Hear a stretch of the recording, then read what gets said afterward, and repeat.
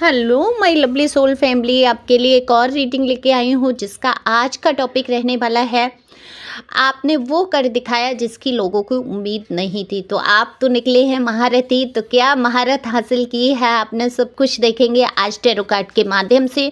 ये general reading रहने वाली है, ज़रूरी नहीं है आपसे रिजनेट हो। देखो, मेल फीमेल जो भी आप देख रहे हैं, आपका जेंडर जो भी है उस हिसाब से आप सुन सकते हैं, थाथी यानी कि लगा सकते हैं।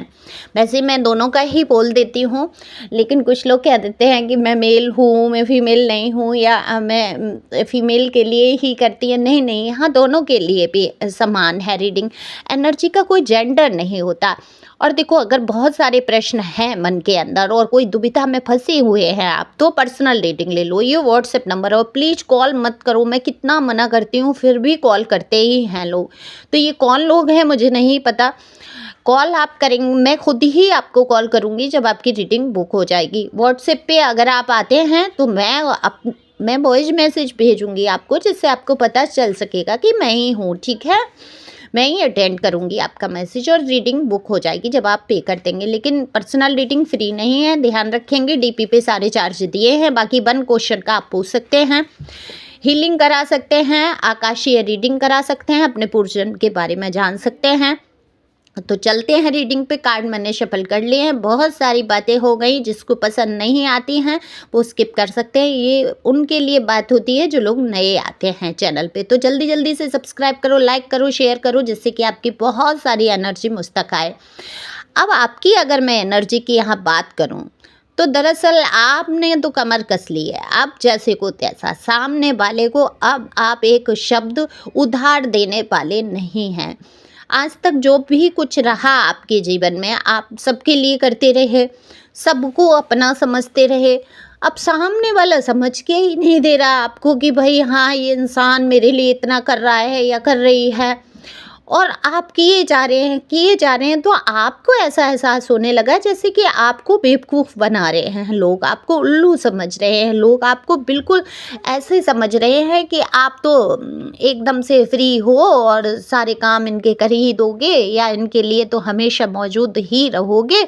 कहते हैं ना, हमेशा उपस्थिति इंसान को ऐसे फ्री सा महसूस करा देती है। सामने वाले को ऐसा लगने लगता है कि ये इंसान तो फ्री है। तभी आजकल देखा होगा आपने, बहुत सारे लोग होते हैं, आप एक मैसेज करो, बहुत टाइम बच्चा हाथ में फ़ोन होगा, बहुत टाइम बाद आपके मैसेज देखेगा, जवाब देगा, कि कहीं आपको ऐसा ना लगे कि वो फ्री है। यहाँ तो रीडिंग भी चल रही होती है, बीच में मैसेज सीन कर लेती हूँ मैं, ठीक है। क्योंकि हो सकता है कोई इमरजेंसी हो किसी के जीवन में, हो सकता है बहुत ही। आप देखो, जो भी आपको मैसेज कर रहा है, जो भी किसी कारणवश ही कर रहा है, फ्री ठलुआ तो कोई भी नहीं बैठा होता है। अब ठलुआ वालों को तो आपको पता ही है, वहाँ उनको ब्लॉक करो, बात ख़त्म हो जाती है। तो देखना चाहिए। मैं इतना बिजी रहते हुए भी मैं तुरंत देखती हूँ, और जिसको ज़रूरत होती है वहाँ पर रीडिंग भी बुक तुरंत होती है और रीडिंग भी हो जाती है। टाइम को इधर उधर मैनेज कर लो। तो इसी प्रकार की सोच आपकी भी रही कि आपने ये सोचा, अगर किसी के ऊपर परेशानी है, मुसीबत है, तो कोई खड़ा हो ना हो, मैं तो खड़ा रहूँगा या मैं खड़ी रहूँगी। जो समझे सो समझता रहे। तो लोगों ने आपका फ़ायदा उठाना शुरू कर दिया। लोग भी ऐसे ही होते हैं, ज़्यादातर लोग ऐसे होते हैं जिनके लिए उपलब्ध आप रहो, जिनके लिए तो वो आपका एहसान प्यार मानने वाले तो बहुत कम लोग होते हैं। आपको बेवकूफ़ मानने वाले 4 लोग पैदा हो जाते हैं। उन 4 लोगों में से होते कौन हैं? वही लोग जो आपके दिल के सबसे करीब होते हैं। सबसे करीब जो दिल के होते हैं, जिनके लिए हमारी जान निकली जाती है, जिनके लिए हम कर करके पूरी ज़िंदगी अपनी स्वाहा कर देते हैं, और वही लोग हमें बेवकूफ़ समझ रहे होते हैं। उनमें खुद के बच्चे भी हो सकते हैं, उनमें अपने खुद के माता पिता भी हो सकते हैं, उनमें खुद के हस्बैंड वाइफ भी हो सकते हैं। अब देखो, यहाँ पर बात आ जाती है माता पिता। तो माता पिता के लिए तो स्वयं कहते हैं ना कि ईश्वर का स्थान अगर किसी को दिया जाए तो वहाँ माता पिता ही होते हैं, जो आपके सुख दुख में हमेशा खड़े रहते हैं। लेकिन कुछ माता पिता ऐसे होते हैं जो अपने सुख के लिए अपने बच्चे की ज़िंदगी को तबाह कर देते हैं।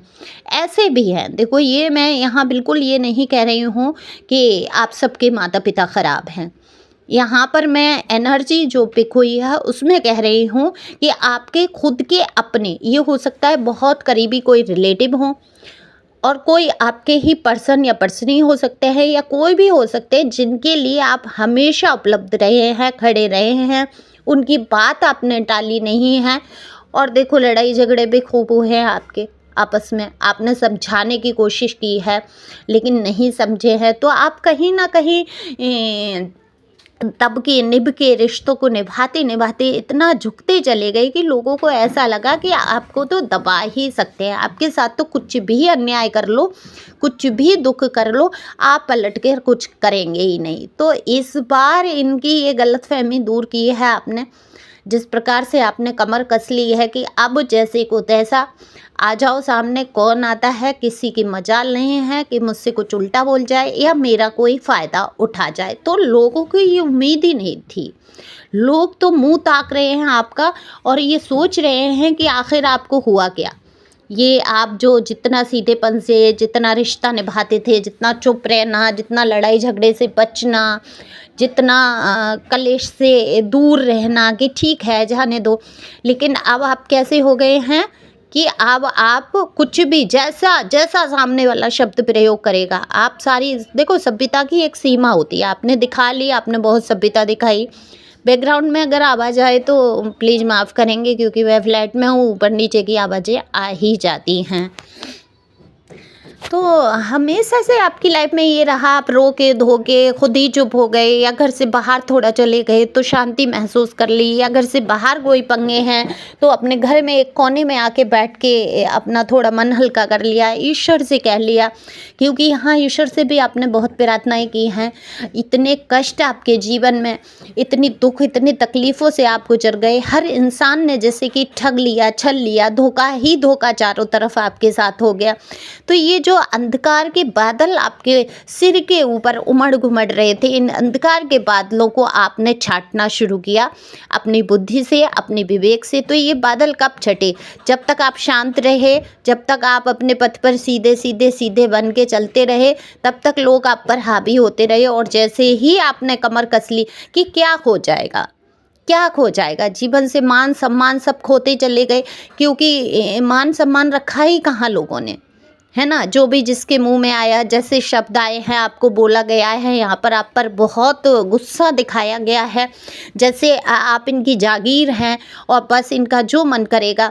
तो ये जो नश्तर चुभाए हैं शब्दों के, तो ये एक सीमा से पार हो गए और आप उठकर खड़े हुए। तो आपने इनको जता दिया कि आप बेवकूफ़ नहीं हैं, आप पागल नहीं हैं, आप बहुत बुद्धि विवेक वाले इंसान हैं, बस आप एक सभ्यता के कारण चुप रह जाते थे या सहन कर लेते थे, या आप कमज़ोर नहीं हैं किसी चीज़ से।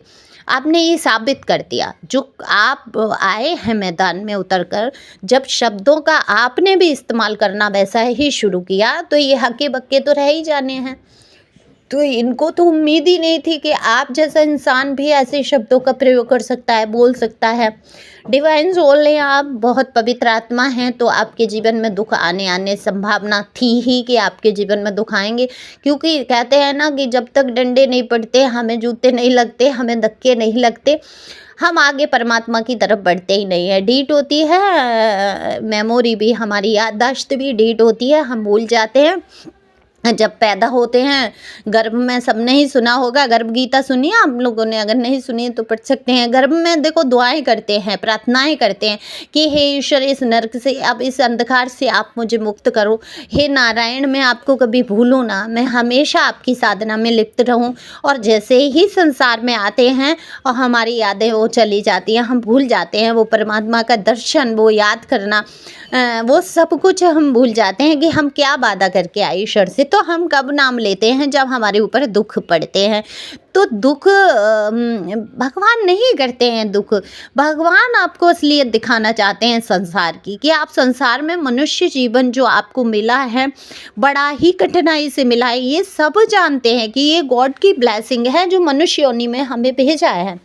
लेकिन होता क्या है, तेरी मेरी में उलझ के रह जाते हैं। ये पर्सन मेरा, ये बंदी मेरी, ये बंदा मेरा, ये मेरे साथ अच्छा नहीं कर रहा, ये मेरे से प्यार क्यों नहीं कर रहा, इसने मेरे जीवन में तबाहियाँ मचा दी, और ये रोना धोना। तो हम जितना अपने पर्सन को याद करते हैं, जितना हम पर्सनी को याद करते हैं, इतना उसका आधा % भी अगर हमने ईश्वर को उतनी ही लगन से याद किया होता तो भगवान स्वयं प्रकट हो गए होते, है ना। लेकिन हम उतनी सच्चाई से उनको कर ही नहीं पाते। अब वो सामने वाला बंदा जो जिसके लिए आप मरे जा रहे हैं या बंदी, वो भगवान बन के बैठ जाता है। वो आपको ऐसे मिजाज दिखाना शुरू करता है, चाहे उसकी वैल्यू आपके बराबर की नहीं हो, चाहे वो शक्ल सूरत में आपके जैसा नहीं हो, चाहे वो उसकी जो भी कंडीशन हो आपके समकक्ष किसी प्रकार से ना हो, फिर भी वो ये दिखाता ही है कि मिजाज दिखाना, आपको नीचा दिखाना, आपको डिमोटिवेट हमेशा करते रहना। देखो इनके दिल में भी ये जो भी लोग थे जो आपको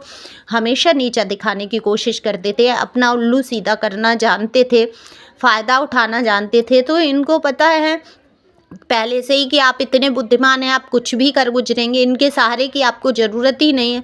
तो इन्होंने ऐसा कर दिया आपको कि आप इनके सहारे चलें।